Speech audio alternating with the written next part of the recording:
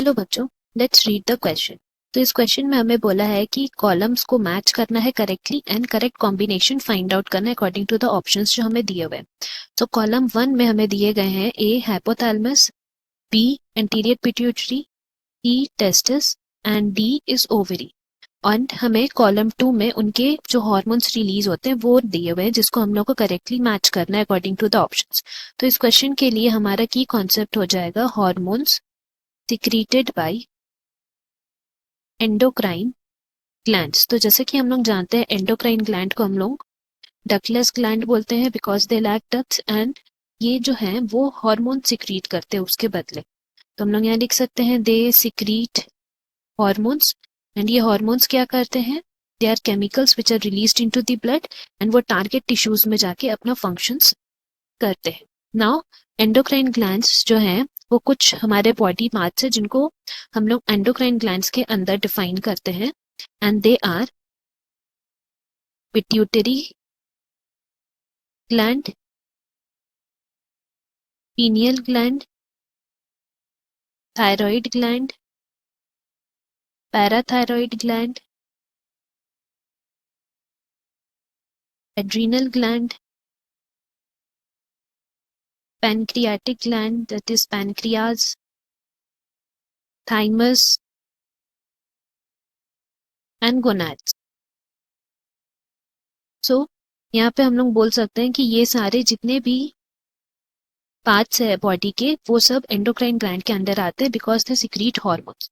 तो now according to the question हम लोग उन सारे ग्लैंड्स के बारे में बात करेंगे जो कॉलम 1 में दिए हुए। तो सबसे पहला है हाइपोथैलेमस।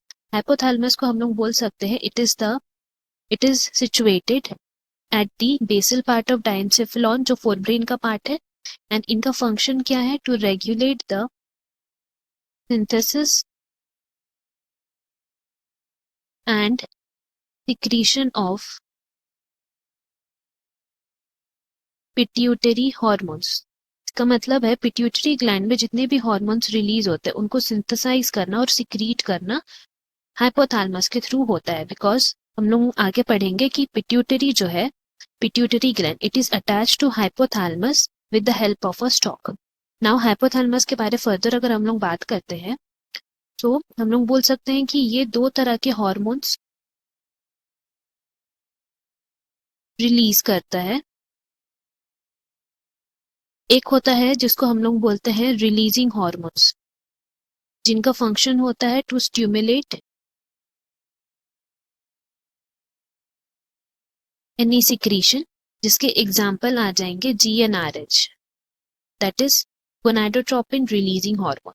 एंड नेक्स्ट जो टाइप है वो है इनहिबिटिंग हॉर्मोन्स जिनका फंक्शन होता है इनहिबिट करने का। एंड इसमें हमारे जो एग्जाम्पल आ जाएंगे हार्मोन के फॉर द हाइपोथैलेमस वो है सोमैटोस्टैटिन। तो ये हुआ हमारा हाइपोथैलेमस के बारे। नाउ नेक्स्ट हम लोग बात करते हैं पिट्यूटरी के बारे। तो पिट्यूटरी ग्लैंड जैसे कि हम लोग बोले थे पिछले हाइपोथैलेमस से कि it is attach to hypothalamus by a stalk. So ये बेसिकली पिट्यूटरी जो है वो 2 पार्ट्स में डिवाइडेड है एनाटोमिकली। पहला पार्ट को हम लोग बोलते हैं एडिनो हाइपोफाइसिस एंड दूसरे पार्ट को बोलते हैं न्यूरो हाइपोफाइसिस। अब फर्दर एडिनो हाइपोफाइसिस पार्ट जो है उस पार्ट को हम लोग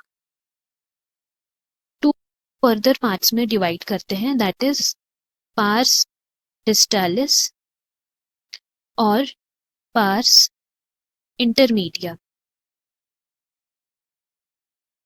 नाउ अगर हम लोग बात करें एंटीरियर पिट्यूटरी की तो पार्स डिस्टालिस को ही हम लोग एंटीरियर पिट्यूटरी बोलते हैं, जबकि न्यूरो हाइपोफाइसिस जो है it is also called posterior pituitary. Now अगर हम लोग बात करते हैं हॉर्मोन्स की देन हम लोग बोल सकते हैं कि पार्स डिस्टालिस जो है it releases most of the hormones जिनका रेगुलेशन हाइपोथैलेमस करता है and some of the hormones जो रिलीज होते हैं they are GH that is growth hormone, PRL prolactin, TSH thyroid stimulating hormone ACTH that is adrenocorticotropic hormone, then LH और FSH. Whereas अगर हम लोग बात करते हैं पार्स इंटरमीडिया की तो वो एक ही हार्मोन रिलीज करता है, that is called as MSH, melanocyte stimulating hormone. And then अगर हम लोग बात करते हैं यहाँ न्यूरोहाइपोफाइसिस की, देन न्यूरोहाइपोफाइसिस जिसको हम लोग पोस्टीरियर पिट्यूटरी भी बोलते हैं, ये दो ही हार्मोन्स रिलीज करता है एंड वो हार्मोन्स के नाम है ऑक्सीटोसिन एंड दूसरा वैसोप्रेसिन. तो ये वह हार्मोन्स जो वो रिलीज करते हैं. नाउ अगर हम लोग बात करते हैं ऑप्शंस की, जैसे में पहला दिया हुआ है हाइपोथैलेमस, तो उसमें हम लोग बोल सकते हैं कि इसका करेक्ट जो मैच है वो होगा गोनाडोट्रोपिन रिलीजिंग हार्मोन, अभी हम लोग पढ़े थे. नेक्स्ट एंटीरियर पिट्यूटरी की बात करें तो यहाँ हमारा करेक्ट मैच होगा FSH एंड LH, क्योंकि हम लोग यहाँ पढ़े थे कि एंटीरियर पिट्यूटरी जो पास डिस्टालिस है वो रिलीज करता है LH और FSH को. नेक्स्ट है testis and ovary. So testis and ovary के लिए हम लोग बोल सकते हैं कि फर्दर अगर हम लोग बात करते हैं LH और FSH के, तो इनका फंक्शंस मेल एंड फीमेल में अलग अलग होता है. लाइक अगर हम लोग मेल्स की बात करें तो मेल्स में LH का फंक्शन होता है to stimulate the synthesis and secretion of hormone जिसको बोलते हैं एंड्रोजन. एंड ये एंड्रोजन फिर क्या करता है कि एंड्रोजन अलोंग विथ FSH ये हेल्प करता है in the process of spermatogenesis. तो इस तरह ये दोनों हार्मोन रिस्पॉन्सिबल है मेल के केस में.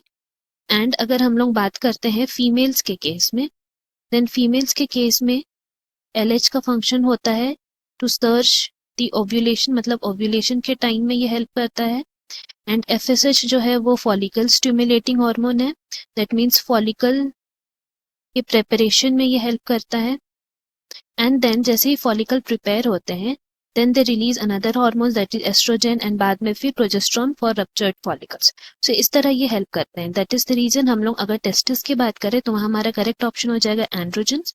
And D that is ovary. Ovary की बात करें तो हमारा करेक्ट ऑप्शन हो जाएगा एस्ट्रोजन, बिकॉज फॉलिकल्स जब बाद में बन जाते हैं देन दे रिलीज एस्ट्रोजन. इसीलिए हमारा यहाँ करेक्ट ऑप्शन हो जाएगा A. Hope you have understood. Best of luck. Thank you.